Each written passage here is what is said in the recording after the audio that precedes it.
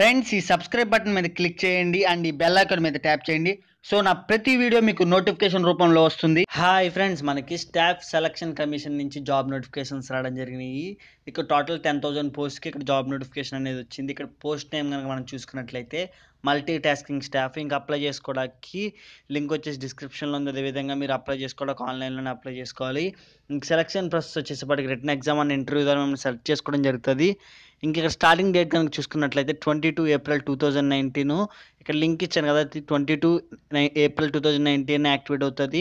ఇంకా last date for apply చేసేప్పటికి 22 మే 2019.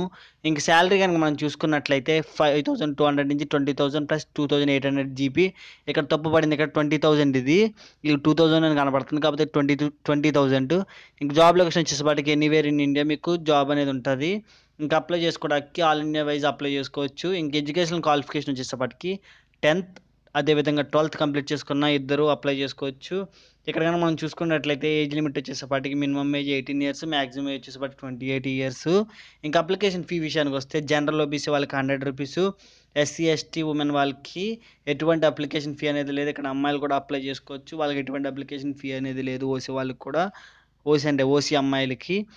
ఇంకా apply చేసుకునే విషయానికి వస్తే నేను కింద లింక్ ఇచ్చాను కదా, దాని మీద క్లిక్ చేసుకున్నామంటే మిమ్మల్ని అఫీషియల్ సైట్కి తీసుకెళ్తుంది. తర్వాత అక్కడ మీరు రిజిస్ట్రేషన్ ఉంటుంది, అక్కడ క్లిక్ చేసి మీరు అప్లై చేసుకోవచ్చు.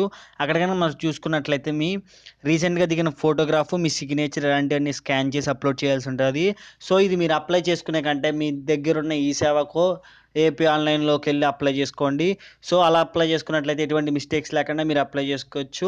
వన్స్ మీరు అప్లై చేసుకున్న తర్వాత ఫీ పేమెంట్ ప్రాసెస్, ఒకవేళ ఎస్సీ ఎస్టీ ఉమెన్ అయితే ఫీ పేమెంట్ ప్రాసెస్ ఉండదు. ఒకవేళ వీలు కాకుండా మనం ఓసీ వాళ్ళు చేసుకున్నట్లయితే ఫీ పేమెంట్ ప్రాసెస్ అయిన తర్వాత అడ్మిట్ కార్డ్ అనేది డౌన్లోడ్ అవుతుంది. తర్వాత ఎగ్జామ్ డేట్ కూడా వీళ్ళు గుమ్మున అప్డేట్ చేస్తారన్నారు.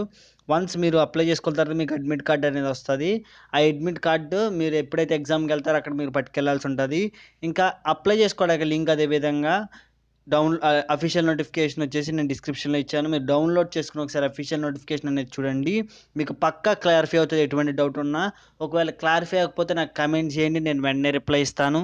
ఇది ఫ్రెండ్స్ ఈ వీడియోకి సంబంధించిన డీటెయిల్స్. మీకు ఎటువంటి డౌట్ ఉన్నా కమెంట్ చేయండి, నేను వెంటనే రిప్లై ఇస్తాను. మరిన్ని ఇలాంటి వీడియోల కోసం సబ్స్క్రైబ్ బటన్ మీద క్లిక్ చేసి పక్కన ఉన్న బెల్ ఐకాన్ మీద ట్యాప్ చేయండి. నా వీడియో మీకు నచ్చింది అనుకున్నా, నచ్చితే లైక్ చేయండి, మీ ఫ్యామిలీ అండ్ ఫ్రెండ్స్ కూడా యూజ్ అవుతుంది, షేర్ చేయండి.